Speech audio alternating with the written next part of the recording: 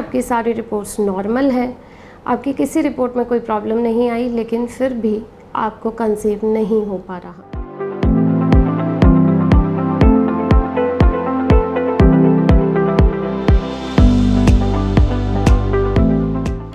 Hello everyone, welcome. आज हम बात करेंगे अनएक्सप्लेन्ड इनफर्टिलिटी के बारे में। अनएक्सप्लेन्ड इनफर्टिलिटी यानी आपकी सारी रिपोर्ट्स नॉर्मल है, आपकी किसी रिपोर्ट में कोई प्रॉब्लम नहीं आई, लेकिन फिर भी आपको कंसीव नहीं हो पा रहा। तो इसको जानने के लिए जो बेसिक चीज़ है, सबसे पहले हम वो डिस्कस करेंगे। ये फीमेल रिप्रोडक्टिव सिस्टम है।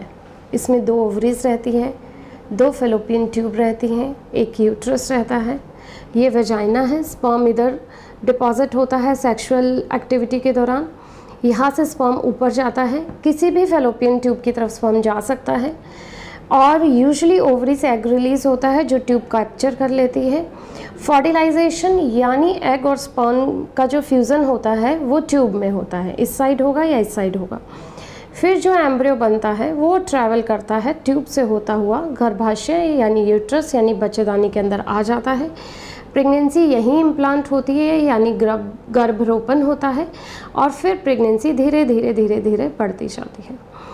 अब प्रेगनेंसी होने के लिए पहला चीज़ स्पर्म होना चाहिए, स्पर्म मोटाइल होना चाहिए।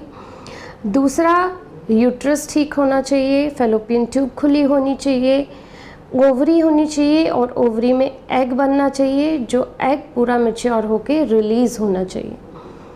तो ये सब किस चीज़ से पता चलता है? स्पर्म के लिए बेसिक टेस्ट होता है हस्बैंड सीमन एनालिसिस। वो आपने करा लिया, नॉर्मल आ गया, हस्बैंड की तरफ से वो टेस्ट नॉर्मल है, कोई इजैकुलेशन इरेक्शन का कोई दिक्कत नहीं है।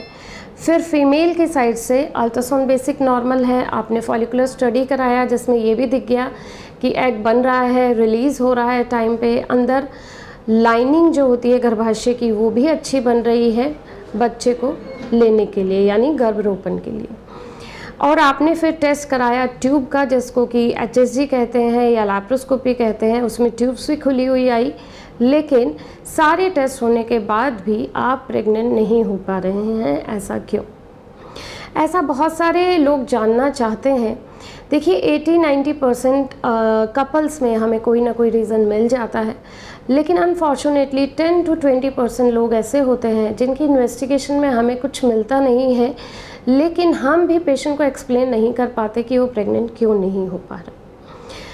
जो हमारी अवेलेबल टेस्टिंग है, ऐसा नहीं है कि साइंस बिल्कुल जो नेचर ने सिस्टम बनाया है कह सकते हैं उसको 100% अभी भेद नहीं पाई है। आपकी टेस्ट रिपोर्ट नॉर्मल आने का मतलब यही है कि साइंस ने जो टेस्ट अभी तक इन्वेंट किए हैं वो आपके नॉर्मल हैं, लेकिन फिर भी माइक्रोस्कोपिक लेवल पे कुछ ऐसी चीज़ हैं जो कि साइंस या इंसान अभी जान नहीं पाया है और जिसमें कि प्रॉब्लम हो सकती है। ये जो बेसिक सिस्टम है फर्टिलाइजेशन का, अब ठीक है आपके किसी टेस्ट में कुछ नहीं आया, लेकिन अब प्रेगनेंसी तो करनी है, तो हमारे पास जो अवेलेबल रिसोर्सेज हैं हम उनसे ट्राई करेंगे। जैसा कि मान लीजिए आपका फॉलिकुलर मॉनिटरिंग में एग सही आया, बना, रिलीज़ हुआ, बट कहीं ना कहीं हो सकता है उस एग की क्वालिटी इतनी अच्छी ना रही हो, तो हम आपको कुछ टैबलेट्स या इंजेक्शंस दे सकते हैं एग की क्वालिटी इम्प्रूव करने के लिए। नेक्स्ट आता है कि आपका जो हस्बैंड का स्पर्म है वो दिखने में ठीक था, लेकिन क्वालिटी वाइज या मोटिलिटी वाइज वो इतना अच्छा नहीं था कि वो वहाँ तक पहुँच पाए। तो ये सब चीज़ें भी कुछ मेडिकेशंस के थ्रू या IUI करके एक प्रोसीजर होता है जिसमें कि हम सीमन वॉश करते हैं और जो गुड क्वालिटी का स्पर्म है उसको लाके यूट्रस में छोड़ देते हैं। यहाँ तक नॉर्मली स्पर्म यहाँ डिपॉजिट हो रहा था, पर हमने यहाँ छोड़ दिया, मतलब थोड़ा हमने पुश कर दिया स्पर्म को भी और एग को भी हमने थोड़ा सा पुश किया उसकी क्वालिटी बढ़ा के, ताकि उनके फर्टिलाइजेशन के चांसेस बढ़ जाएं। और ये IUI हम अल्ट्रासाउंड में देख के करते हैं कि कब एग मैच्योर है और कब उसके फर्टिलाइज होने के चांसेस अच्छे हैं। तो ये आपने बेसिक ओव्यूलेशन, इंडक्शन और IUI का प्रोसेस करा लिया। अगर आपको प्रेगनेंसी हो गई तो वेल एंड गुड, अगर फिर भी प्रेगनेंसी नहीं होती है तो देन आप IVF के प्रोसीजर के लिए जा सकते हैं। IVF में क्या होता है, हम एग बाहर निकाल लेते हैं और हम स्पर्म भी बाहर रखते हैं, उनको आपस में फर्टिलाइज कर देते हैं इक्सी के थ्रू या आईवीएफ के थ्रू। अनएक्सप्लेन में ये कहा जाता है कि आपको इक्सी के लिए जाना चाहिए क्योंकि माइक्रोस्कोपिक लेवल पे हो सकता है स्पर्म में या एग में कुछ डिफेक्ट हो जिसकी वजह से वो फर्टिलाइज नहीं हो पा रहे हो। अगर आपका ट्यूब के फंक्शन में कोई दिक्कत है तो आईवीएफ में रिज़ल्ट आ जाएगा।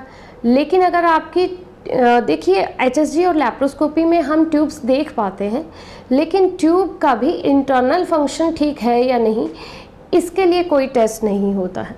उस केस में आपको आईवीएफ से प्रेगनेंसी हो जाएगी क्योंकि अगर ट्यूब्स का फंक्शन नॉर्मल नहीं है तो स्पर्म यहाँ तक पहुँच नहीं पाएगा। अगर पहुँच गया तो जो एम्ब्रियो बनता है वो यूट्रस तक नहीं जा पाता है।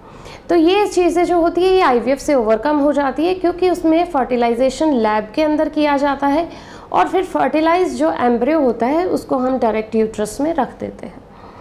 अब इससे भी नेक्स्ट लेवल का, मान लीजिए ट्यूब का फंक्शन भी हाइपोथेटिकली नॉर्मल था लेकिन फिर भी नहीं हो पा रहा, तो हो सकता है कोई अल्ट्रा माइक्रोस्कोपिक लेवल पे स्पर्म और एग का डिफेक्ट हो जो किसी टेस्ट में नहीं आ पा रहा है। उस केस में इक्सी किया जाता है, मतलब कि स्पर्म को, जो गुड क्वालिटी का स्पर्म होता है उसको एग के अंदर इंजेक्ट कर दिया जाता है ताकि फर्टिलाइजेशन हो। जब ये एम्ब्रियो 5 दिन का होता है तो उसे यूट्रस के अंदर रख दिया जाता है इम्प्लांट होने के लिए। तो आई होप कि मैंने आपकी अनएक्सप्लेन्ड इनफर्टिलिटी की कुछ क्वेरीज सॉल्व की होंगी। अगर आपको 1 साल से ज़्यादा हो गया है, हस्बैंड वाइफ में किसी तरह का कोई सेक्सुअल या कोई किसी टेस्टिंग में कुछ प्रॉब्लम नहीं आया है, तो आप ये ना मानें कि हमारे टेस्ट ठीक हैं और हमें कोई ट्रीटमेंट की ज़रूरत नहीं है। ये भूल मत कीजिए क्योंकि एज का फर्टिलिटी से बहुत गहरा कनेक्शन है। जो पेशेंट हमारे पास यंग एज में आती हैं उनका ट्रीटमेंट करना इजी होता है, उनके रिजल्ट्स भी अच्छे आते हैं। हो सकता है आपको एक हल्के से पुश की ही ज़रूरत हो, लेकिन जब एज फीमेल की ज़्यादा हो जाती है, अगर more than 35 years of age हो जाती है, तो उनका आईवीएफ में भी रिज़ल्ट एक यंग पेशेंट की तुलना में कम आता है। तो इसलिए अपने डॉक्टर से आप 1 साल मैक्सिमम 2 साल वेट करने के बाद संपर्क कीजिए। यंग एज है तो आप 2 साल तक वेट कर सकते हैं। अगर आपकी एज 30 ईयर्स के आसपास है तो 1 साल बाद ही आप अपने डॉक्टर से कंसल्ट कीजिए और किसी न किसी तरह से आप अपना ट्रीटमेंट शुरू करवाइए ताकि आप अपने घर में बच्चे की खुशी ला पाएँ। अगर आप कुछ पूछना चाहें तो नीचे कमेंट सेक्शन में लिखकर पूछ सकते हैं। हम रखें आपका ख्याल।